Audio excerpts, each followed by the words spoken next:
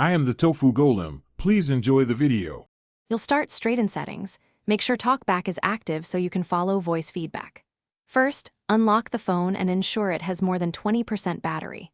Once ready, swipe down from the top, tap the gear icon to open Settings, and move with two-finger scrolling if Talkback is speaking. If you can't find Settings, press the side key twice to open the power menu and choose Settings. These steps put you in the right place to locate accessibility controls quickly. Once in Settings, navigate to Accessibility. This is where Talkback lives. Use two-finger scrolling to move through long lists, then find Vision or Screen Reader and select Talkback. Remember the interaction pattern.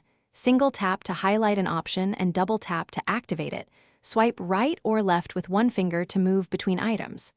If Talkback's voice makes precise selection difficult, rely on physical buttons.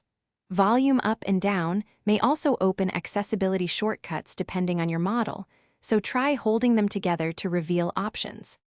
To disable Talkback, highlight the Talkback toggle and double tap to switch it off. Confirm any dialog that appears by double tapping Confirm. Once Talkback is off, the input returns to normal. If the toggle won't respond, try the accessibility shortcut. Press both volume keys for 3 seconds to toggle Talkback. If problems persist, restart the phone or boot to safe mode to remove interfering apps. Make sure to test after each change.